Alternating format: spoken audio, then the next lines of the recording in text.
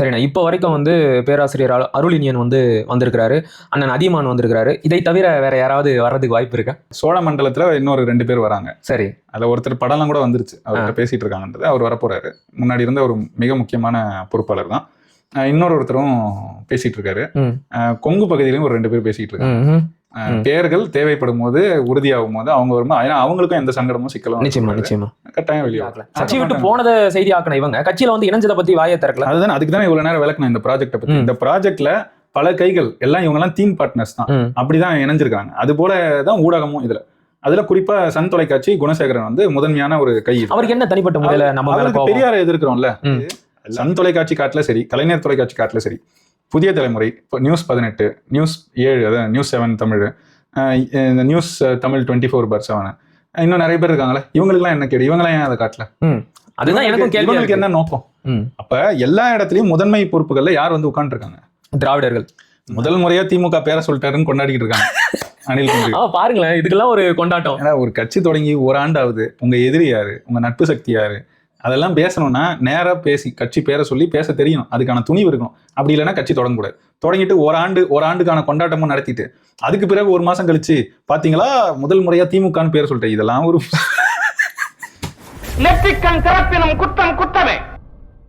நெற்றிக்கண் வலையொலி உறவுகளுக்கு வணக்கம். இன்னைக்கு நம்ம கூட அண்ணன் கார்த்திகை செல்வன் இணைஞ்சிருக்கிறாரு. அவர் கூட தான் பேச போறோம். அண்ணன் வணக்கம். வணக்கம். நலமா இருக்கேன். கடந்த வாரத்துல இருந்து பரபரப்பா வலையொலி உறவுகள் வேற அடிக்கடி கேக்குறாங்க. அவங்களுக்கு எல்லாம் என்ன பதில் சொல்லுங்க? தாமதத்திற்கு மன்னிக்கவும். அடுத்த காணொலியில இருந்து நம்ம சொல்லுங்க. நான் தான் அவர் எதுவும் பண்ணல. அவரு கூப்பிட்டுக்கிட்டு தான் இருக்காரு. இந்த மேட்டருக்கு வந்துருவோமா? கடந்த வாரத்துல இருந்து பல முக்கியமான அரசியல் நிகழ்வுகள் நடந்துச்சு. நான் ஒண்ணா கேட்கிறேன். சமீப காலத்துல கம்யூனிஸ்டுகள் என்று தங்களை தாங்களே சொல்லிக் கொள்கின்ற நபர்கள் அண்ணன் சீமான் அவர்களையும் நாம் தமிழர் கட்சியையும் மிக கடுமையாக விமர்சிச்சுக்கிட்டு இருக்கிறாங்க. அவங்களோட விமர்சனங்களை எப்படி பாக்குறீங்க? அது நாம் தமிழர் கட்சிங்கிறத விட தனி மனித வெறுப்பா, விமர்சனமா, அவதூறா தான் அண்ணன் சீமான் அவர்களை பத்தி பேசுறாங்க. ஒரு குற்றம் சாட்டப்பட்டதற்கும் குற்றவாளிக்குமான வேறுபாடு தெரியாதவர்கள் தான் இந்த பொது உடைமைவாதிகள்ங்கிற கேள்வியை தான் நமக்கு எழுப்புது. அதுவும் களத்துல இருந்து பல போராட்டங்கள்ல நேரடியாக ஈடுபட்ட ஐயா சண்முகம் உட்பட எல்லாரும் இப்படி பேசுறதுங்கிறது அவங்களோட நோக்கம் என்ன?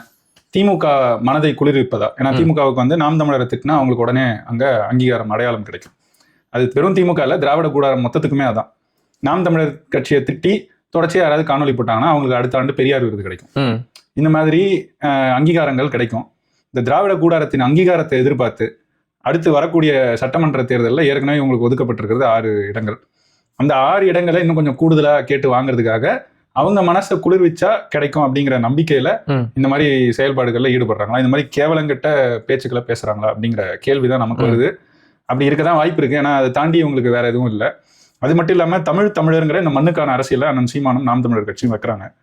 அதுல வந்து மண்ணுக்கான மார்க்சியம் இதெல்லாம் நீங்க இந்த சொற்றொடர்களா நீங்க கேள்விப்பட்டிருக்கலாம். உண்மையா சுத்தி பாத்தீங்கன்னா இங்க அதெல்லாம் கிடையாது. ஒண்ணு இல்லவே இல்லை. நம்ம மண்ணுல இல்ல. மற்ற நாட்டுல எல்லாரும் சரியா தான் இருக்கான். என் பக்கத்திலே போனீங்கன்னா கேரளால சரியா தான் இருக்கான். அது எப்படி சொல்றோம்னா, இங்க இருந்து ஏதாவது ஒரு மருத்துவ கழிவை கொண்டு போய் நீங்க கேரளால கொட்டணும்னு நினைச்சு கூட பாத்துக்க முடியும். பார்டரையே தாண்ட முடியாது. அப்போ அவன் சரியா இருக்கான். ஆனா அவன் நாட்டுல இருந்து இங்க தொடர்ச்சியா கொட்டுறாங்க. இதை பத்தி கூட ஒரு ஊடகத்துல இதே ஐயா சண்முகத்துக்கிட்ட கேள்வி கேட்கப்பட்டா அது ஒரு முறை அதை தடுத்துட்டாங்க, அதுக்கு நடவடிக்கை எடுத்த அப்புறம் நாங்க ஏன் அறிக்கை கொடுக்கணும், நாங்க ஏன் எதிர்க்கணும், நாங்க ஏன் போராடணும்னு கேள்வி கேட்கிறாரு. இவ்வளவு கேவலமா பேசுறதுக்கு உங்களுக்கு கொஞ்சம் கூட கூச்சமா, வெக்கமா அப்படிலாம் இல்லையாங்கிறதான் கேட்க வேண்டியிருக்கு. ஏன்னா நீங்க மற்ற காலங்களை கூட விட்டுருங்க. 21 இருந்து இப்போ வரைக்கும் ஆளுங்கட்சியோட கூட்டணியில தான் இவங்க இருக்காங்க. நிச்சயமா அந்த கட்சி ஆளுங்கட்சி ஆவறதுக்கு இவங்களும் கூட நின்று பயணிச்சிருக்கிறாங்க, செயல்பட்டு இருக்கிறாங்க, போராட்ட களங்கள் உட்பட எல்லாத்துலயும் இருந்திருக்காங்க அதுக்கு முன்னாடி. அப்ப இவங்களும் சேர்ந்து உருவாக்குனதுதான் இந்த ஆட்சி அப்படின்னு நீங்க அந்த அளவுகோலை வச்சு நம்ம பார்த்தா கூட, இந்த ஆட்சி அமைந்த பிறகு நீங்க ஒன்றும் வேணாம், மருத்துவ கழிவு கேரளா, தமிழ்நாடு அப்படின்னு தேடுங்க. அது தென்காசி, திருநெல்வேலி, கன்னியாகுமரி இந்த மாவட்டங்கள்ல எத்தனை இடங்கள்ல கொண்டு வந்து கொட்டியிருக்கிறாங்க அப்படிங்கிறது கொட்டுது செய்திகள். அதாவது நான் சொல்றது வெறும் 2021 இருந்து இப்போ வரைக்கும் அவ்வளவு செய்திகள் இருக்கு. அந்த செய்தியெல்லாம் பார்க்காம என்ன கண்ண மூடிட்டு இருந்தாரா சண்முகம்? ஒரே ஒரு வாட்டி தடுத்து நிறுத்தப்பட்டதையே பெரிய. இப்ப அதை எடுத்து எதிர்த்தா யாரை எதிர்க்க வேண்டியிருக்கும்? 2 அரசுகளையும் அங்க இருந்து கொண்டு வந்து கொட்ட அங்க அனுமதிக்கிற அந்த அரசு திட்டணும். அது யாரோட அரசு? இவங்க கட்சியோட அரசு. அப்புறம் இங்க கொட்ட அனுமதிக்கிற இந்த அரசு திட்டணும். இந்த அரசு யாரோட அரசு? இவங்க கூட்டணி அரசு. அப்ப 2 இடத்துலயும் இவங்க சார்ந்த அரசுகள் நடக்கிறதுனால இதை எதிர்த்து கேட்கறதுக்கு முதுகெலும்பு இல்லாம இந்த மக்களுக்கு கேடு விளைவிக்கக்கூடிய இந்த மாதிரி செயல்பாடுகளை பார்த்து அமைதியா இருக்கிறாரு. அதை எதிர்த்து நாம் தமிழர் கட்சி தொடர்ச்சியா களமாடுது. பல இடங்கள்ல அந்த வண்டிகளே நிறுத்திருக்காங்க. கொட்டின இடங்கள்ல போயிட்டு அதை காட்சிப்படுத்தி ஊடகங்கள்ல பேசு பொருள் ஆக்கியிருக்காங்க. அதை எடுத்து பெரிய அளவுக்கு மக்கள்கிட்ட பரப்பியிருக்காங்க. அதுக்கு எதிராக கூட்டங்கள் போட்டு பேசியிருக்காங்க. இந்த போராட்டங்களை நடத்திருக்காங்க. இதெல்லாம் நாம் தமிழர் கட்சி நடத்தினதுனால இதுல நேரடியா எதிர்க்க முடியாத ஒரு வன்மத்தையும் காழ்ப்புணர்ச்சியும் வச்சுக்கிட்டு இது வழியா பொது உடைமைவாதிகளை இந்த கம்யூனிஸ்ட், இந்த போலி கம்யூனிஸ்டுகளை எதிர்க்கிறாங்களே, இவங்களை எதிர்க்க முடியலையே அப்படிங்கிற ஒரு எண்ணத்துல கூட கூடுதலா இது இது இது வந்து எப்படி பார்த்தாலும் அவங்க அரசுக்கோ இல்ல அவங்க ஆதரிக்கிற அரசுக்கோ எதிரானது. அந்த பார்வையிலும் கூடுதலா இங்க வந்து தமிழர்னு பேசுறாங்க. பெரும்பான்மையான இந்த மார்க்சிய அல்லது சிபிஐ சிபிஎம் இது ரெண்டுலையுமே, அதுல சிபிஐல கொஞ்சம் கம்மி நம்ம பார்த்த வரைக்கும், சிபிஎம்ல முழுக்க எல்லாமே பிறமொழியாளர் ஆதிக்கம் அதிகமா இருக்கக்கூடிய இடங்களா இருக்கு. அப்ப அவங்களுக்கு மனம் குளிர்வது போல அரசியல் செய்யறதுக்கும் இந்த மாதிரி பல நோக்கங்களுக்காக தான் இவங்க இந்த மாதிரி கேவலமான பேச்சுக்களை பேசுறாங்கன்னு நான் பார்க்கிறேன். இப்ப நீங்களே பேசும்போது கூட குறிப்பிட்டீங்க, 1000 விமர்சனங்கள் இருந்தாலும் ஐயா சண்முகம் உட்பட பல கம்யூனிஸ்ட் போராளிகள் வந்து மக்களுக்காக போராடி இருக்கிறாங்க. அப்படிப்பட்ட போராளிகளை அண்ணன் சீமான் அவர்கள் ஒரு செய்தியாளர் சந்திப்புல எங்க இருக்குது கம்யூனிஸ்ட், இப்ப எங்க இருக்கிறாங்க கம்யூனிஸ்ட் அப்படின்னு கேட்கிறாரு. அதுல இருந்து தான் இவங்களோட விமர்சனமும் தொடங்குது. இந்த இடத்துல முரண்பாடா இல்லையா? ஒரு கட்டத்துல நீங்களே சொல்றீங்க, ஆமா அவங்க போராடினாங்க, மக்களுக்காக களத்துல நிக்கிறாங்க அப்படின்னு. இன்னொரு இடத்துல அவங்க எங்க இருக்கிறாங்க அப்படிங்கிற கேள்வி எப்படி பாக்குறது? இருந்தது, அதனாலதான் இப்ப எங்க இருக்காங்கன்னு நீங்க பாஸ்ட் டென்ஸ் அண்ணன் பேசினது அதனை இருந்துச்சு, இருந்தாங்க. போராட்ட களம்னா முதல்ல நிக்கிறது கம்யூனிஸ்டா இருப்பாங்க, அப்படி இருந்தாங்க. அப்படி இருந்தவங்க தானே சிங்காரவேலர் யாரு, ஜீவானந்தம் யாரு, ஏன் ஐயா தா பாண்டியன் உட்பட பல பேர் அவங்களே விமர்சிச்சிருக்காங்க. அவங்களோட கடைசி காலகட்டத்துல அவர் இருக்கும் போதே தான் இந்த 19 நாடாளுமன்ற தேர்தலுக்கு இவங்க திமுக கிட்ட இருந்து காசு வாங்குறாங்க. அதை பத்தி கேட்கும் போது ஐயா தா பாண்டியன் பதிவு செஞ்சதே இருக்கு. தந்தி தொலைக்காட்சியில் அவர் கொடுத்த நேர்காணல்ல அவரே பதிவு செஞ்சிருக்காரு. பார்த்தேன், அதிர்ந்து போனேன். அப்புறம் அது தேர்தல் நேரம், அந்த நேரத்துல போய் நம்ம குழப்ப வேணான்னு அமைதியாக இருந்தேன். தேர்தல் முடிந்த பிறகு கேட்டேன், ஆமா வாங்கிக்கிட்டோம் அப்படின்னு சொன்னாங்க, அதற்கு மேல் நான் என்ன சொல்வது அப்படின்னாரு. அந்த இடத்துலதான் செத்து போச்சு கம்யூனிசம். புரியுது. நீ காசை வாங்கிட்டு யாருக்கோ ஒருத்தனுக்கு ஒரு ஏவல் ஆலியா வேலை செய்யறனா, அப்ப அந்த இடத்துல நீ திராவிட ஏவல் ஆலியா இருக்கியா இல்ல மக்களுக்கான பொது உடைமைவாதியா இருக்கியா? இந்த கேள்வி சரியான கேள்விதான். அப்ப இதன் அடிப்படையில தான் அண்ணன் சீமானும் சொல்றாரு, இருந்துச்சு அப்படின்னு சொல்றாரு. இன்னைக்கு இல்ல அப்படிங்கறது அதுக்கு பொருள். முன்ன மாதிரி வந்து இல்ல. இதே ஐயா சண்முகம் வாச்சாத்தியில போராடினாரு. அதையும் தானே அண்ணன் சீமான் பதிவு செய்யறாரு. அதுல எல்லாம் முதன்மை போராளியா நின்று போராடினாரு. நாங்க அதெல்லாம் மறுக்கலன்னு சொல்றாங்கல்ல. அந்த நேர்மை தமிழ் தேசியவாதிகளுக்கு, தமிழர்னு அரசியல் பேசுறவங்களுக்கு இருக்குல்ல. ஏன்னா அதான் தமிழர் அறம், அது இருக்கு. அதனாலதான் அந்த அங்கீகாரத்தெல்லாம் இவங்களை போல மறைச்சிட்டு எதுவுமே செய்யல, இந்த கேவலங்கட்ட பேச்சுக்கள்லாம் பேசுறது. இப்ப அவங்களோட இந்த விமர்சனங்கள் கூட எங்கிருந்து வர தொடங்குது அப்படின்னா, இந்த முன்னாள் நடிகையோட பிரச்சனையில இருந்து தான் வருது. அவங்களும் கூட கடந்த வாரம் ஒரு காணொலி பதிவேற்றம் செஞ்சு, எனக்கு ஆதரவா யாரும் வந்து உச்சநீதிமன்றத்துல பேசல, இதுக்கப்புறம் நான் வந்து இது தொடர்பா பேச மாட்டேன், இதுதான் என்னுடைய கடைசி காணொலி அப்படின்னு சொன்னாங்க. இதை வந்து நம்பலாமா? இதுவே கடைசியா இருக்குமா, இல்லைன்னா அவள் ஒரு தொடர்கதை மாதிரி தொடருமா? இல்ல, அது அவங்க சொல்லும் போதே ஒன் ஆஃப் த ஃபைனல் வீடியோஸ்னு சொல்றாங்க. ஒன் ஆஃப் தனா இதுதான் கிடையாது, கடைசியில ஒரு ஒன் ஆஃப் த கடைசி காணொலிகள்ல ஒண்ணு, அப்படிதான் அது பொருள். அது வரட்டும், அது வராங்க வரலங்கிறதெல்லாம் பார்ப்போம். அவங்க சொன்னதே இருக்குல்ல, எனக்காக ஆதரவா யாரும் வந்து நிக்கலன்னு. அவ்வளவு பொங்குற இந்த சண்முகம் எதுக்கு அவங்களுக்காக போய் நிக்கல? போக வேண்டியதானே. திமுக கிட்ட வாங்கின பல கோடிகள்ல உங்க அலுவலகம் போக் ரோட்ல இருக்கு, அந்த அலுவலகத்தை கொஞ்சம் மேம்படுத்தினீங்கல்ல. முன்னாடி எப்படி மேம்படுத்திருக்கீங்க? வடிவமைப்பாளர் ஒருத்தரை போட்டு ஒரே வடிவமைப்பா அடிச்சு தள்ளுறீங்க. இது வரைக்கும் நீங்க ட்வீட்டா போட்டது எல்லாத்தையும் எடுத்து ஒரு வடிவமைப்பா போட்டு தள்ளுறீங்கல்ல. அதாவது 2 குழு இருக்கு. திமுக வந்து பணம் கொடுத்து அதை வச்சு செயல்படுற குழுக்கள். அதுல ஒண்ணு வந்து இந்த திருமுருகன் காந்தி, அந்த வகைரா. அவங்க பாத்தீங்கன்னா திமுக காசு கொடுத்துட்டாங்கன்னா ஒரே பரபரப்பா இருப்பாரு திருமுருகன் காந்தி. எப்படி தெரிஞ்சுப்பீங்கன்னா, பிரஸ் மீட்டா நடத்துவார். நாளை காலை 10 மணிக்கு செய்தியாளர் சந்திப்பு, நாளன்னைக்கு காலையில 11 மணிக்கு செய்தியாளர் சந்திப்புன்னு ஒரு இப்ப கூட பாத்தீங்கன்னா கடந்த இந்த ஈரோடு இடைத்தேர்தல் காலகட்டத்துல அவருக்கு ஒரு ப்ராஜெக்ட் வந்திருக்கு. அவர் தொடர்ச்சியா ஒரு 7-8 செய்தியாளர் சந்திப்புக்கு மேல அந்த காலகட்டத்தில் நடத்தினார். ஒரு செய்தியாளர் சந்திப்பு நடத்த இவங்க பணம் கட்டணும், 3500 ரூபாய், 5000 ரூபாய், அந்த மாதிரி இடத்துக்கு ஏற்ப அதெல்லாம் மாறும். எந்த இடத்துக்கு போனாலும் அந்த இடத்துல உட்காந்துக்கிட்டு ஒரு செய்தியாளர் சந்திப்புன்னு கூப்பிட்டு எல்லாரையும் வச்சு ஒரு 3/4 மணி நேரம் ஆத்துவார் திருமுருகன் காந்தி. ஏன்னா அதெல்லாம் ஊடகங்கள்ல காட்டப்படும். ஏன்னா அதுல அண்ணன் சீமான திட்டுவார், அவ்வளவுதான். அது தவிர அதுல வேற பேமெண்ட் முடிஞ்ச உடனே காணாம போய் அவ்வளவுதான். அதோட பாத்தீங்கன்னா இப்ப சைலண்ட், கடந்த 1 மாசமா சைலண்ட் மோட்ல தான் இருக்கு. ஏன்னா அவங்க கொடுத்த பணம் தீர்ந்துருச்சு. கொடுக்குற பணத்தை முழுக்க செய்தியாளர் சந்திப்புல செலவு பண்ணிட்டு அது திருமுருகன் காந்தி. கொடுக்குற பணத்தை வச்சு ஒரு வடிவமைப்பாளரை போட்டு தான் சொல்ல விரும்புற கருத்து எல்லாத்தையும் வடிவமைப்பா போட்டா அது கம்யூனிஸ்ட் கட்சி. இவ்வளவுதான் வேறுபாடு. அங்க இருந்து வாங்கினதை எப்படி செலவு பண்றாங்கன்றது மாறும். இவங்க கட்சி அலுவலகத்தை எதுக்கெல்லாம் வாடகைக்கு விட்டுருக்காங்கன்னு போய் பாருங்க. கல்யாணத்துக்குலாம் கூட வாடகை விட்டு, ஒரு சூப்பர் மார்க்கெட், ஏதோ ஒரு கடை, சூப்பர் மார்க்கெட் மாதிரி ஏதோ ஒரு கடைக்கெல்லாம் வாடகை விட்டு, இந்த லட்சணத்துல இவங்க தான் வந்து சூப்பர் மார்க்கெட் வந்து பொது உடைமை தத்துவத்துல வருதா? வால்மார்ட்டை எதிர்த்தீங்க தானே. ஏன் எதிர்த்தீங்க? பெருமுதலாளிகள் வந்து இந்த மாதிரி சில்லறை வணிகத்துல வரக்கூடாதுன்னு நினைச்சீங்க. அதோட ஒரு குறும் வடிவம் தான் இந்த சூப்பர் மார்க்கெட். அதை மட்டும் எதுக்கு ஏத்துக்கிறீங்க? அது ஏன் உங்க இடத்துலயே வாடகை கொடுக்குறீங்க? அதாவது இதெல்லாம் நம்ம இன்னும் தொடங்கவே இல்லை. இவங்களை எதிர்க்கிறதுக்காக நம்ம வரல, அதனாலதான் இவங்களெல்லாம் எதிர்க்கல. பல செய்திகளை நம்ம பார்த்தாலும் கடந்து போறோம்.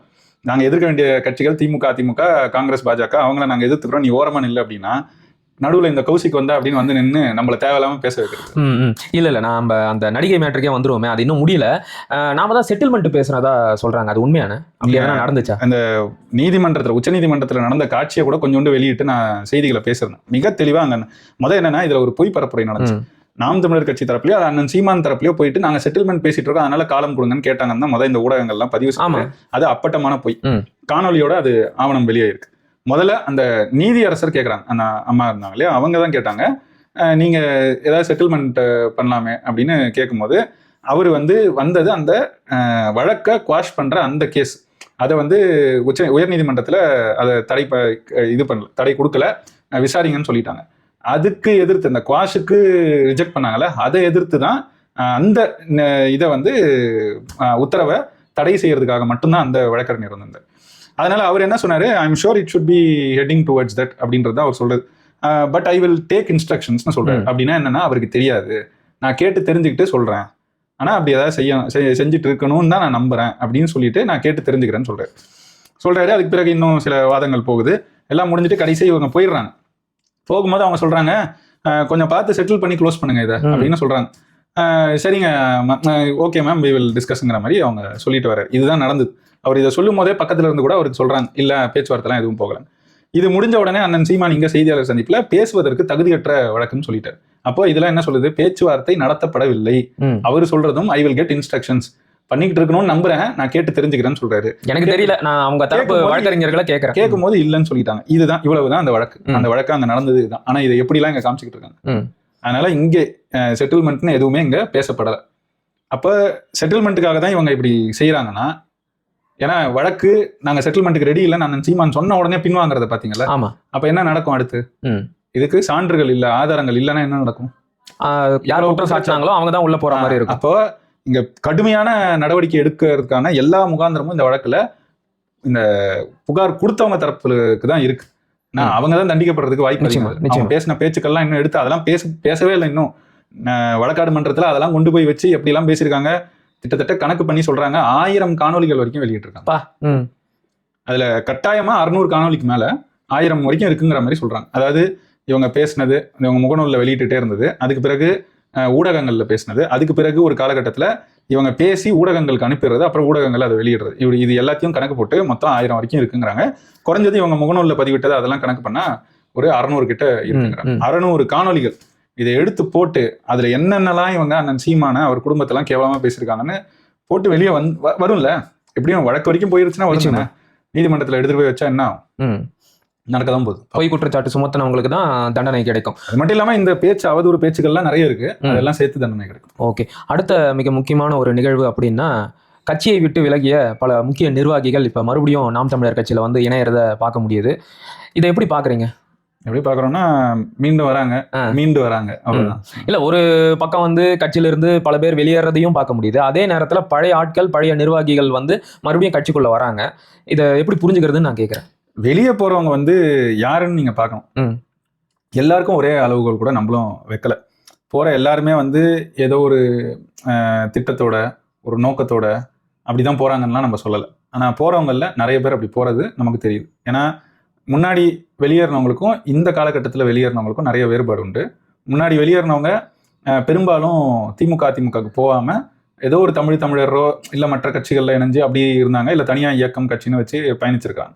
ஆனால் இந்த பெயிண்டிங் கான்ட்ராக்டர் அவங்க அந்த காலகட்டத்தில் போனவங்க தான் அதிமுகன்னு பிரிஞ்சு போனாங்க, 2 பக்கமும் போனாங்க. அதுக்கு பிறகு திமுகவுக்கு போகிறவங்களுக்கோ அதிமுகவுக்கு போகிறவங்களுக்கோ அந்த நம்பகத்தன்மை மொத்தமாக போயிருச்சு. ஏன்னா இங்கே இருக்கும்போது தேசிய தலைவர்னு பேசிட்டு அங்கே போயிட்டு முத்தமிழறிஞர் கருணாநிதினு பேசுறதும், புரட்சி தலைவி அம்மானு பேசுறதும் கூச தானே செய்யும். பார்க்குறவங்களுக்கு நாராசமாக தானே இருக்கும் அதை கேட்கும்போது. அப்போ அந்த நம்பகத்தன்மை போதுங்கிறத உணர்ந்ததுனால தான் 24ல் வெளியேறினவங்க எல்லாருக்கும் வேற ஒரு வேலை திட்டத்தை போட்டு நடந்திருக்கு. இது வேலை திட்டமே அவங்க உருவாக்குனதுன்னு நம்ம நம்பலை. உருவாக்கப்பட்டது அவங்க மேலிடத்துக்கு மேலிடம். அங்கே அதை நடைமுறைப்படுத்துறதுக்கு பல பார்ட்னர்ஸ், இவங்க தீம் பார்ட்னர்ஸாக நிறைய பேர் வச்சுக்கிட்டாங்க. திமுகவோட தீம் பார்ட்னராக இந்த இடத்துல வேல்முருகன், தாபாக்கா. அவர் அதுக்கு வரதுக்கு முன்னாடி ஒரு தனி இயக்கம் வச்சுக்கிறது, அதில் எல்லாரையும் கூப்பிட்டு சேர்க்கறது. அதாவது நாம் தமிழர் கட்சியில் யாராவது அதிருப்தியில் இருந்தாலும் அவன்கிட்ட போய் பேசி மண்டையை கழுவி கூட்டிகிட்டு நம்ம தனி கட்சி தொடங்க போகிறோம், அவ்வளோதான், சீமானோட அரசியல் இதோட முடிஞ்சிருச்சு அப்படிலாம் பேசி நிறைய பேரை கொண்டு சேர்த்து அவங்களும் என்னென்னா தனியாக ஒரு இயக்கம், தனியாக ஒரு கட்சி தொடங்க போகிறாங்க போல, அப்ப அங்க முதலே போய் சேர்ந்துட்டா நமக்கு நல்ல பொறுப்பு கிடைக்கும். அந்த மாதிரிலாம் சிலர் போயிருக்காங்க. அதுதான் சொன்னேன், எல்லாரையும் ஒரே மாதிரி பார்க்க முடியாது. சூழ்ச்சி செய்யறதுக்கு போனவங்க ஒண்ணு, அந்த சூழ்ச்சியில பலிகடானவங்க இன்னொன்று. அந்த மாதிரி போனவங்கள அவங்க வருவாங்க, அவங்களும் மீண்டு வர்றதுக்கான ஒரு காலகட்டம் வரும். இப்போ அதுல என்னன்னா, நம்பி போனாங்க, அந்த மாதிரி தனி இயக்கம் கட்டணுங்கிற நோக்கமே உங்களுக்கு இல்லை. அது சும்மா ஒரு பேரளவுல இயக்கம், அடுத்து தாவாக்கால போய் சேர்றது தான். அதை போய் சேர்ந்தாச்சு, அந்த ப்ராஜெக்டை செஞ்சுக்கிட்டு இருக்காங்க. அதுக்கு பெரிய அளவுக்கு பணம்லாம் இங்க எடுத்து ஒதுக்கி செயல்பட்டதா சொல்றாங்க. அதெல்லாம் காலத்துல வரும். ஏன்னா எல்லாரும் இதே மாதிரி கடைசி வரைக்கும் ஒன்னா இருந்துட மாட்டாங்கல்ல. இந்த திட்டத்தை செயல்படுத்தின யாராவது ஒருத்தர் இன்னொரு 2 ஆண்டுகள்லயோ 5 ஆண்டுகள்லயோ 10 ஆண்டுகள்லயோ வெளில வந்து அன்னைக்கு என்ன நடந்துச்சு தெரியுமா அப்படின்னு சொல்லுவாங்கல்ல, அன்னைக்கு எல்லா உண்மையா எல்லாருக்கும் தெரிய வரும். அதனால அந்த மாதிரி செஞ்சுக்கிட்டு போறாங்க. அதனால போறவங்களுக்கு நம்ம எல்லாருக்கும் ஒரு அளவுகோல் வைக்கலாம். ஆனா துரோக செயல்பாடோட தான் துரோகின்னு வெளிப்படுத்திக்கிறது போல போனவங்க நிறைய பேர், அவங்கள நம்பி போனவங்க நிறைய பேர். அந்த நம்பி போனவங்க கட்டாயம் திரும்ப வருவாங்கன்ற நம்பிக்கை நமக்கு ஒண்ணு. இந்த துரோகிகள் அவங்க வெளிப்பட்டுட்டாங்க, இதுக்கு மேல வரதும் கூட அவங்களுக்கு எல்லாம் கடினம் தான். அதெல்லாம் தாண்டி அவங்க திருந்தணும் வரதுக்கு. அதனால அதுக்கு வாய்ப்புகள் குறைவு, அதுக்கான வாய்ப்பு அவங்க ஏற்படுத்திக்க மாட்டாங்கன்னு நான் நம்புறேன். அதனால இது ஒரு பக்கம் நடக்குது. இதை வச்சு ஊடகத்துல நாம் தமிழர் கட்சி காலி ஆகுது, நாம் தமிழர் கட்சி அவ்வளவுதான் அப்படிங்கிற மாதிரி ஒரு கருத்துருவாக்கத்தை இந்த இடத்துல ஒரு கேள்வி இடைமறிக்கிறதுக்கு மன்னிக்கணும். இப்ப நீங்க குறிப்பிட்ட மாதிரி இத்தனை நாட்களாக கட்சியை விட்டு பல முக்கிய நிர்வாகிகள் வெளியேறும் போது அதை முதன்மை செய்தியாக்கிய ஊடகங்கள் இன்னைக்கு பல முக்கியமான பழைய நிர்வாகிகள் மறுபடியும் வந்து கட்சியில இணைஞ்சிருக்கிறாங்க. அவங்களே காசு கட்டி செய்தியாளர் சந்திப்பையும் நடத்தினாங்க. அதுக்கும் எந்த செய்தி ஊடகங்களும் போகல. நேரடியா கட்சியில வந்து அருளினியன் அப்படிங்கிற ஒரு பேராசிரியரும் இணைஞ்சிருக்கிறாரு. அதை பத்தியும் ஏன் இவங்கெல்லாம் செய்தி ஆக்கல? கட்சி விட்டு போனதை செய்தி ஆக்கின இவங்க கட்சியில வந்து இணைஞ்சதை பத்தி வாயை திறக்கல. அதுதான், அதுக்கு தான் இவ்வளவு நேரம் விளக்கணும் இந்த ப்ராஜெக்ட பத்தி. இந்த ப்ராஜெக்ட்ல பல கைகள் எல்லாம் இவங்க எல்லாம் டீம் பார்ட்னர்ஸ் தான், அப்படிதான் இணைஞ்சிருக்காங்க. அது போலதான் ஊடகமும் இதுல. அதுல குறிப்பா சன் தொலைக்காட்சி குணசேகரன் வந்து முதன்மையான ஒரு கை. அவருக்கு என்ன தனிப்பட்ட முறையில நம்ம பெரியாரை எதிர்க்கிறோம்ல, எல்லாத்தையும் தாண்டி திமுக எதிர்த்தாலே அவங்களுக்கு எல்லாம் எதிரி தான். அதெல்லாம் தாண்டி நீ பெரியாரை எதிர்த்தனா அவங்க எல்லாம் பெரியார் பின்புலத்துல இருந்தே வராங்க. அதனால அவங்களுக்கு எல்லாம் தனிப்பட்ட முறையில அதுக்கு பகைமையா நினைச்சு. இவங்க எல்லாம் எப்படி மக்களுக்கான செய்தியாளர்கள் அப்படின்னு பாருங்க. மக்களுக்கான அவங்க எல்லாம் திராவிட செய்தியாளர்கள், திமுகவிற்கான செய்தியாளர்கள், சொம்புகள் தான். அதனாலதான் தீகா குடும்பங்கள்ல தான் திருமணம் செய்வாங்க, தீகாவோட தான் பயணிப்பாங்க, எல்லாம் செய்வாங்க. ஆனா வெளியில பேசும்போது மட்டும் நடுநிலை ஊடகம் அப்படின்னு பேசிக்கிட்டு அதாவது பேசுவாங்க. ஊடக அறத்துக்கும் அவங்களுக்கும் கிஞ்சித்தும் தொடர்பு கிடையாது. அதனால அவங்களாம் அப்படிதான். அவங்களுக்கு என்னன்னா, இந்த நோக்கங்களுக்காக நாம் தமிழர் கட்சியை தப்பா காட்டணும். அதனால ஒரு கிளை செயலாளர் வெளியேறினா கூட அவர் வீடு வரைக்கும் போயிட்டு குணசேகரன் எப்படியாவது எங்களுக்கு ஒரு நேர்காணல் கொடுங்க, ஒரு 5 நிமிஷமாவது கொடுங்கன்னு வாங்கி போட்டுருவாரு. அதே அந்த செய்தியாளர் மன்றத்துக்கே போயிட்டு பணத்தை கட்டி அங்க ஒருத்தர் நான் நாம் தமிழர் கட்சியில எங்க கட்சியை கொண்டு போய் இணைக்கிறேன் அப்படின்னு வந்து பேசினா கூட அதை காட்டவே மாட்டாங்க. அதாவது சன் தொலைக்காட்சி காட்டல சரி, கலைஞர் தொலைக்காட்சி காட்டல சரி, புதிய தலைமுறை, இப்போ நியூஸ் 18, நியூஸ் 7, அதாவது நியூஸ் 7 தமிழ், இந்த நியூஸ் தமிழ் 24/7, இன்னும் நிறைய பேர் இருக்காங்களே, இவங்களுக்குலாம் என்ன கேடு? இவங்களாம் ஏன் அதை காட்டல? அதுதான் எனக்கும் கேள்வி. இவங்களுக்கு என்ன நோக்கம்? அப்ப எல்லா இடத்துலயும் முதன்மை பொறுப்புகள்ல யார் வந்து உட்கார்ந்து இருக்காங்க? திராவிடர்கள். அதனால நடக்கிறது தான். திராவிட பின்புலத்தோட வந்தவங்க உட்கார்ந்துட்டு தான் இந்த வேலையை செய்யறாங்க. இந்திய அளவுல மோடி எப்படி ஒரு கட்டமைப்பு, ஊடக கட்டமைப்பை அவங்களுக்கு சாதகமா ஏற்படுத்தி வச்சிருக்கிறாரோ அது போலதான் தமிழ்நாட்டில் இருக்கிற ஊடகங்கள் எல்லாத்திலையும் இவங்களுக்கான ஆட்களை போட்டு இவங்களுக்கான ஊடகமா மாத்தி வச்சிருக்காங்க இந்த திராவிட. சரிண்ணா, இப்போ வரைக்கும் வந்து பேராசிரியர் அருளினியன் வந்து வந்திருக்கிறாரு, அண்ணன் அதியமான் வந்திருக்கிறாரு. இதை தவிர வேற யாராவது வர்றதுக்கு வாய்ப்பு இருக்கா? ஏன் வேங்கையில நான் ஏற்கனவே காணொலி பேசியிருக்கேன். சொல்லுங்க, பரவாயில்ல. சோழ மண்டலத்துல இன்னொரு 2 பேர் வராங்க. சரி, அதுல ஒருத்தர் படம்லாம் கூட வந்துருச்சு, அவர்கிட்ட பேசிட்டு இருக்காங்கன்றது. அவர் வரப்போறாரு. முன்னாடி இருந்த ஒரு மிக முக்கியமான பொறுப்பாளர் தான். ஒருத்தரும் பேசிட்டு இருக்காரு. கொங்கு பகுதியிலும் ஒரு 2 பேர் பேசிட்டு இருக்காங்க. பேர்கள் தேவைப்படும் போது, உறுதியாகும் போது அவங்க வரும்போது, ஏன்னா அவங்களுக்கும் எந்த சங்கடமும் சிக்கலும் நிச்சயமா கட்டாயம் வெளியே வரும். சரிண்ணா, அடுத்ததா தாவேகா தலைவர் விஜய் அவர்கள் குல்லா அணிந்து கொண்டு, குல்லா இருக்காங்க அதெல்லாம் நமக்கு தேவையில்லை, அங்க இருக்கு கொஞ்சம் தள்ளி இருக்கு, அதெல்லாம் நமக்கு தேவையில்லை. குல்லா அணிந்து கொண்டு இஃப்தார் நோன்பு திறக்கிற விழாவில் கலந்துகிட்டாரு.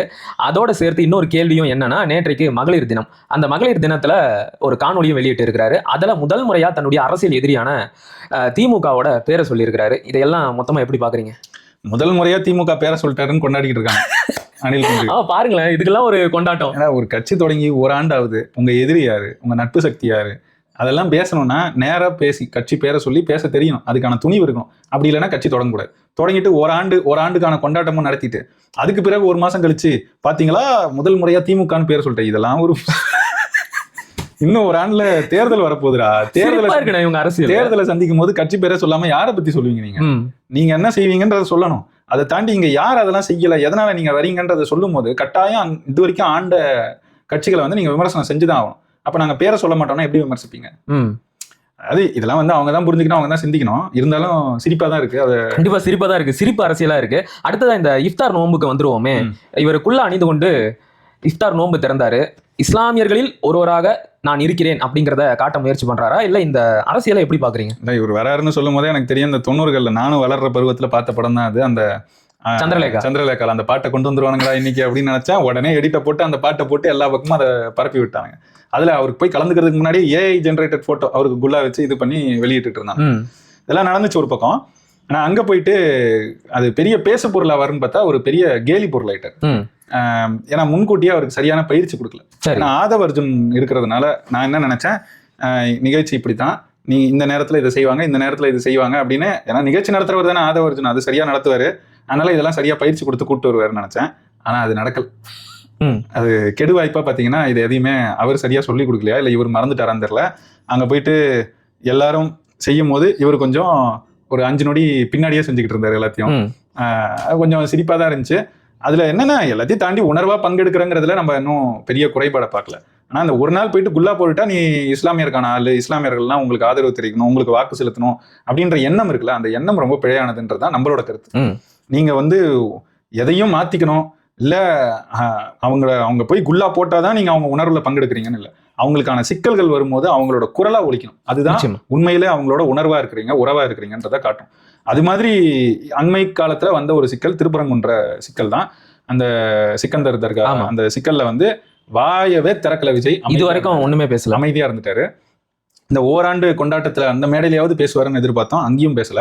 எங்கேயுமே வாயை திறக்காம அவங்களுக்கு ஒரு அநீதி நடக்கும்போது முழுமையா அமைதியா வேடிக்கை பார்த்துட்டு இன்னைக்கு குல்லா போட்டுட்டு அவங்களோட இஃப்தார் நோன்பு திறந்துட்டா உடனே இவர் இஸ்லாமியருக்கான தலைவர், இஸ்லாமியர்கள் எல்லாரும் இவரோட இணைஞ்சிருவாங்க இல்ல வாக்கு செலுத்துவாங்கன்னு எதிர்பார்க்கறது மிக மிக பிழையான ஒரு. ஆனா அது அந்த மக்களும் நம்புறாங்க இல்லையா, அதையும் நம்ம சேர்த்து பார்க்க வேண்டியது இருக்கு. நம்புறாங்க நம்பலங்கிறது அவங்களோட தேர்வு தான். அதுல போயிட்டு நீங்க இப்படிதான் இருக்கணும் இப்படி இருக்கக்கூடாதுன்னு நம்ம சொல்ல முடியாது. ஆனா நம்ம பாக்குறோம், நம்மளும் அரசியல்ல இருக்கோம், நம்ம ஒரு மாதிரி ஒரு சில செயல்பாடுகளை அணுகிறோம். அப்படிங்கும் போது நம்ம தரப்புல இருந்து அந்த கருத்தை தான் நம்ம சொல்ல முடியும், அந்த கருத்தை நம்ம பதிவு செய்யறோம். அதுக்கு மேல யார் எப்படி இருக்காங்கன்றது அது அவங்க தேர்வு தான். நிச்சயமா. கடைசியா ஒரு சில அரசியல் நிகழ்வுகளை தொகுத்து கேள்வி கேட்கலாம் அப்படின்னு நினைக்கிறேன். சமீபத்தில் நடந்த மும்மொழி எதிர்ப்பு திமுக ரொம்ப தீவிரமா முன்னெடுக்கிறாங்க. அடுத்ததா இந்த தொகுதி மறுசீரமைப்பை எதிர்த்து முதலமைச்சர் தலைமையில் நடந்த அனைத்து கட்சி கூட்டம், இது எல்லாமே இயல்பா இருக்கிற மாதிரி தெரியுதா? எனக்கு என்னமோ இது எல்லாமே அரசியல் ஸ்டண்ட் மாதிரி இருக்கு. வரப்போற 2026 சட்டமன்ற தேர்தலை மனதில் வைத்து நடத்தப்படுகின்ற அரசியல் நாடகங்களோ அப்படின்னு தோணுது. நீங்க எப்படி பாக்குறீங்க? 2021 தேர்தலுக்கு முன்னாடி சரியா ஒரு ஆண்டு 1.25 ஆண்டுக்கு முன்னாடில இருந்து சில செயல்பாடுகளை திமுக தொடங்குச்சு. அன்னைக்கு எதிர்கட்சி, அவங்க எதிர்கட்சியா இருக்கும் போதும் பிரசாந்த் கிஷோர் உள்ள வந்துட்டாரு. ஐபேக் நிறுவனம் அவங்க பல செயல்பாடுகள்ல இறங்கினாங்க. திமுக அன்னைக்கு ஆளுங்கட்சியா இருந்த அதிமுகவை எதிர்த்து எந்தெந்த இடத்தெல்லாம் எதெல்லாம் எடுத்து பேச பொருளாக்கலாம், எதெல்லாம் எதிர்த்து ஒரு அரசியல் செய்யலாம், போராட்டம் மாதிரி அறிவிக்கலாம், அறிக்கை கொடுக்கலாம்னு திட்டமிட்டு எல்லாத்துக்கும் ஒவ்வொரு மாதிரி ஒரு செயல்பாடுகளை செய்து ஒரு ஒரு எதிர்ப்புணர்வு மக்களுக்கு அதிமுக மேல ஏற்கனவே ஒரு எதிர்ப்புணர்வு இருந்தாலும் அதை கூடுதலாக்கி அதை இவங்களுக்கு ஆதாயமா மாத்துறதுக்கான வேலைகள்ல ஒரு 1.25 ஆண்டு ஈடுபட்டாங்க. அதுல முதன்மையானது பாஜக எதிர்ப்பு. பாஜகவும் அதுக்கு தகுந்த ஒரு கட்சிங்கிறதுனால அவங்களும் அந்த வாய்ப்புகளை கொடுத்துக்கிட்டே இருந்தாங்க. அப்பதான் கரோனா முடக்க காலம் தொடங்கும் போது அம்மையார் நிர்மலா சீதாராமன் பேசின பேச்சு நினைவு இருக்கும். இன்னும் நிறைய இருக்கு அந்த காலகட்டத்தில். அது யாருனால கொரோனா பரப்பப்பட்டுச்சுன்னு பேசினதா இருக்கட்டும். நம்ம அப்போ சிஐ எல்லாம் அதுக்கு கொஞ்சம் முன்னாடி தான் நடந்துகிட்டு இருந்துச்சு. இப்போ அதெல்லாம் நடக்கும்போது இவங்க அந்த அந்த களத்தை தங்களுக்கு சாதகமா பயன்படுத்திக்கிறதுக்கு சில அரசியல் நகர்வுகளை செஞ்சாங்கல்ல. அது போல அப்ப எதிர்கட்சியா இருந்தாங்க, அப்படி செஞ்சாங்க. இப்ப ஆளுங்கட்சியா இருக்கிறாங்க, அந்த ஆளுங்கட்சியா இருக்கிறத பயன்படுத்தி செய்ய தொடங்கி இருக்கிறாங்க அப்படின்னு தான் நான் பாக்குறேன். குறிப்பா இப்ப ராபின் சர்மா அவரோட நிறுவனம் இவங்களுக்கு வேலை செய்ய வந்திருக்குன்னு சொல்லிக்கிறாங்க. நமக்கு வெளிப்படையா தெரியல. ஐபேக் வரும்போது நமக்கு வெளிப்படையா வச்சு தெரிஞ்சது, இது இன்னும் வெளிப்படையா சொல்லப்படல, அறிவிக்கப்படல. அதோட முதல் செயல்பாடா தான் அப்பான்ற பிராண்டிங் வந்ததா நம்ம பாக்குறோம். அந்த அப்பா பிராண்டிங் அதுக்காக அந்த நிறுவனம் கொண்டு செல்றதா தான் நம்ம பாக்குறோம். அதோட 2வது நகர்வா தான் இப்போ ஒன்றிய அரசு இப்படி செய்யுதுன்னு நம்ம எதிர்க்கணும். இப்ப எதிர்க்கும் போது 2-3 செயல்பாடு இதுல அது ஒன்றிய அரசு செய்யும் தான், அதுக்கு திட்டம் இருக்குதான். ஏன்னா இவங்க புதிய நாடாளுமன்றத்தை கட்டும் போதே அதிகமான இடங்கள், குறிப்பா 883 சொல்றாங்க, 1000 பேர் அமர்வதற்கான இருக்கைகள் அங்க இருக்கும் போது 880 ஏதோதான் இடங்கள் சரியா கணக்கு பார்த்தா. அப்படி இருக்கிற மாதிரி பண்றாங்கன்னா அது ஏன் பண்றாங்க அப்படின்னா அந்த நோக்கம் அப்பவே தெரிஞ்சது, அப்பவே பேசு பொருளாச்சு, அப்பவே எதிர்ப்புகள் வந்துச்சு, அப்பவே நாம் தமிழர் கட்சி அண்ணன் சீமான்லாம் கடுமையா நிலைப்பாட சொல்லி அறிக்கை கொடுத்து எல்லாம் பேசியிருந்தாங்க. அப்பெல்லாம் அமைதியா இருந்த திமுக இப்ப எடுக்குதுன்னா இதை இப்பல இருந்து பேசு பொருளாக்கி இவங்க நல்ல ஆட்சி கொடுக்க முயற்சி செய்ததாகவும், இவங்க இந்த மாதிரி பல செய்திகள்ல ஒன்றிய அரசை எதிர்க்கிறதுனால ஒன்றிய அரசு இவங்களுக்கு நிதி கொடுக்காதது போல காட்டுறதுக்கும், அதனால இங்க சரியா இவங்க சொன்ன திட்டங்களை செயல்படுத்த முடியலங்கிற மாதிரி காட்டுறதுக்காக அரசு கட்டுமானத்தை பயன்படுத்தி, அரச நிர்வாகத்தை பயன்படுத்தி இந்த மாதிரி செயல்பாடுகளில் ஈடுபடுறாங்கன்னு பாக்குறோம். இன்னொன்னு மும்மொழி கொள்கையை பொறுத்த வரைக்கும் திமுகவுக்கு ஒரு முரண்பட்ட பார்வை தான் இருக்கு. இவங்க ஏன் பள்ளிகள் நடத்துறாங்கன்னு கேட்கும்போது அது தனிப்பட்ட பள்ளிகள் நடத்துறாங்கன்னு பேசுறாங்க. முதலமைச்சரே சொன்னார் தனிப்பட்ட பள்ளி நடத்துறதுல அதாவது அதுவே எதிரானது தான் நம்ம எதிர்க்கிறோம். அது கூட ஒரு பக்கம் வச்சுக்கோம், இவங்க தான் கொண்டு வந்துட்டாங்க, செயல்படுத்திட்டாங்க இருக்கு. நடத்தினவங்க நம்ம வளர்ந்த காலத்துல இங்க படிச்சுட்டு இருக்கோம் தானே, படிச்சிருக்கோம். நம்ம வளர்ந்த காலத்துல எல்லாரும் படிச்சவங்களும் பல நிறுவனங்களை போய் வேலை செஞ்சிருக்காங்க, மிக முக்கியமான பொறுப்புகள் எல்லாம் இன்னைக்கு இருக்கிறாங்க. அப்போ அவங்க எல்லாரும் பெரும்பான்மையா படிச்சது இங்க இருந்த மாநில கல்வி திட்டத்துல தான், ஸ்டேட் போர்ட்ல தான் படிச்சாங்க. ஏன் முழுக்க இன்னைக்கு சென்ட்ரல் போர்டா மாறுது? சிபிஎஸ்இ பள்ளிகளா ஏன் வந்துச்சு? ஏன் இவங்க கட்சியை சார்ந்தவங்க, இவங்க குடும்பங்களை சார்ந்தவங்க சிபிஎஸ்இ பள்ளிகள் நடத்துறாங்க? சிபிஎஸ்இ பள்ளி நடத்தினா கட்டாயம் அங்க இந்தி சொல்லிக் கொடுக்கப்படுது.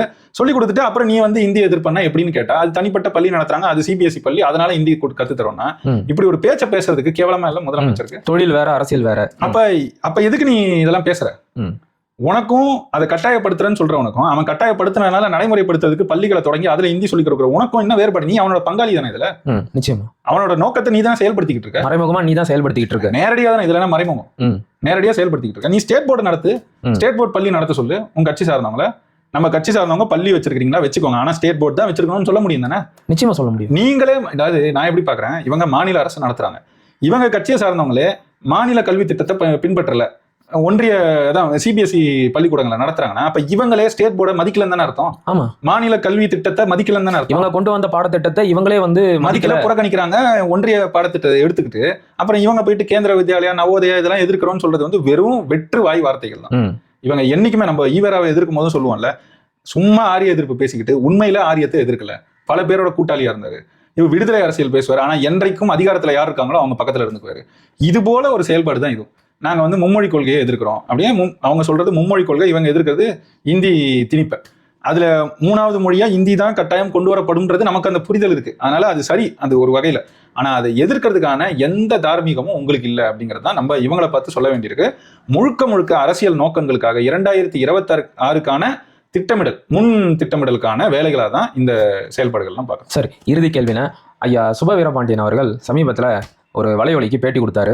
அதில் அண்ணன் சீமான் அவர்கள் பெரியார் குறித்து முன்வைத்த ஒரு கருத்தை பற்றி விளக்கி பேசும்போது, பெரியார் மேலே யார் வேணும்னாலும் விமர்சனம் வைக்கலாம், நாங்கள் வைக்க வேணான்னு சொல்லலை, ஆனால் அப்படி நீங்கள் முன்வைக்கின்ற எந்த ஒரு விமர்சனமும் ஆதாரபூர்வமாக இருக்கணும். அப்படி ஆதாரபூர்வமாக இல்லை அப்படின்னா அது அவதூறாக தான் பார்க்கப்படும். ஈவேரா உறவு முறைகளை பற்றி இப்படி சொன்னதாக சீமான் சொன்னது அடிப்படை ஆதாரமற்றது, அவருக்கு வந்து படிப்பறிவே இல்லை அப்படிங்கிற அளவுக்கு ரொம்பவே தரம் தாழ்ந்து விமர்சனம் பண்ணியிருந்தாரு. இது எப்படி பார்க்குறீங்க? இது வந்து ஸ்டாலினை தலைவராக ஏற்றுக்கிட்ட சுப வீரபாண்டியன் மற்றவங்களை பார்த்து படிப்பறிவு இல்லைன்னு சொல்றது சிரிப்பாக தான் இருக்கும். முதல்ல அதுக்கு தாண்டி சொன்ன கருத்துக்கு இது வரைக்கும் 3 சான்றுகளை காமிச்சாச்சு. இன்னும் சான்றுகள் இருக்கு, எல்லாத்தையும் நீங்க எல்லா இதழ்களையும் விடுங்கன்னு சொல்லியாச்சு, விடலை இன்னைக்கு வரைக்கும். நம்ம கேட்குற சில நாட்களோட இதழ்கள் கூட இல்லை. அவர் என்ன சொல்றாருன்னா, இப்படி சொல்றதே ஒரு விதமான எஸ்கேபிசம் தான். அதாவது வந்து உங்களுக்கு வேணும்னா பெரியார் திடலுக்கு போங்க, எல்லா விடுதலை நாளிதழும் இருக்கு, யார் வேணும்னாலும் எடுத்து படிக்கலாம், சும்மா வந்து வெளியிடுங்கன்னு கேட்கறது நியாயமானது இல்லை அப்படிங்கிறாரு. இல்ல, உள்ள விடுறது இல்ல. குறிப்பா சொல்லணும்னா இடுமாவனம் கார்த்தி போய் கேட்டதுக்கு கட்சி சார்ந்தவங்க யாராவது சொல்லணும்னு தாங்க. அவங்க முதல்ல கொடுக்கணும்னு சொன்னாங்க. கட்சியே கிடையாது அவங்க, அது ஒரு இயக்கம். இருந்தாலும் அவங்க சொன்னதை தான் சொல்றோம், அப்படியே கட்சி சார்ந்தவங்க யாராவது சொன்னாதான் கொடுப்போம், உள்ள விடுவோம் அப்படின்ட்டாங்க. அப்படி எல்லாத்தையும் மூடி வச்சுக்கிட்டு இங்க வெளியில வந்து பேசும்போது மட்டும் அங்கதான் இருக்கு வந்து படிங்கன்ற இந்த வீண் வெட்டி பேச்செல்லாம் பேசலாம். உண்மையிலேயே சுப வீரபாண்டியனுக்கு கொஞ்சமாவது அது நேர்மை இதெல்லாம் அவர் கிடையாது. பெரியார் மேல பற்று இருந்தா கூட, அவங்க சொல்றதுனால சொல்றேன், பெரியார் மேல பற்று இருந்தா கூட அந்த பெரியாரோட அனைத்து இதழ்களையும், அனைத்து நாட்களோட இதழ்களையும் கொண்டு வந்து அவர் வச்சிருக்கிற ஏதாவது ஒரு இடத்துல வச்சுட்டு எங்களை உள்ள விடுறேன், அதை மொத்தமா படிக்கிறதுக்கான அனுமதியை தரேன்னு இந்த சுப வீரபாண்டியனை முடிஞ்சா சொல்லுங்க. அவருக்கு கிடைக்கும்ல, கண்டிப்பா அவருக்கு கிடைக்கிறத அவர் ஒரு படி எடுத்துக்க முடியல, அதை எடுத்து அவரோட நூலகத்துல வைக்க முடியல, வச்சுட்டு. ஏன்னா இவர் வந்து பெரியார் திடல்ல என்ன நடக்குதுன்றதை இவர் நேரடியாக கட்டுப்படுத்த முடியாது. ஆனா இவருக்கு வச்சிருக்கிறாருல, அன்பகத்துல அலுவலகம் வச்சிருக்காங்க, தனியா கூட அலுவலகம் வச்சிருக்காரு, ஏதோ ஒரு இடத்துல பெரியாரோட எல்லா இதழ்களையும் வந்து வச்சுட்டு இப்ப நீங்க படிச்சுட்டு குறை சொல்லுங்க முடிஞ்சா அப்படின்னு இவர் நம்மளை பார்த்து சொல்லட்டும். கட்டாயம் நாளைக்கே வந்து அதை செய்யும். சரிண்ணே, பொறுத்திருந்து பார்க்கலாம் ஐயா வந்து இந்த சவாலை ஏத்துக்கிறாரா அப்படின்னு. பல்வேறு கருத்துக்களை ரொம்பவே விரிவாக பகிர்ந்துக்கிட்டீங்க, மிக்க மகிழ்ச்சி. நன்றி, வணக்கம்.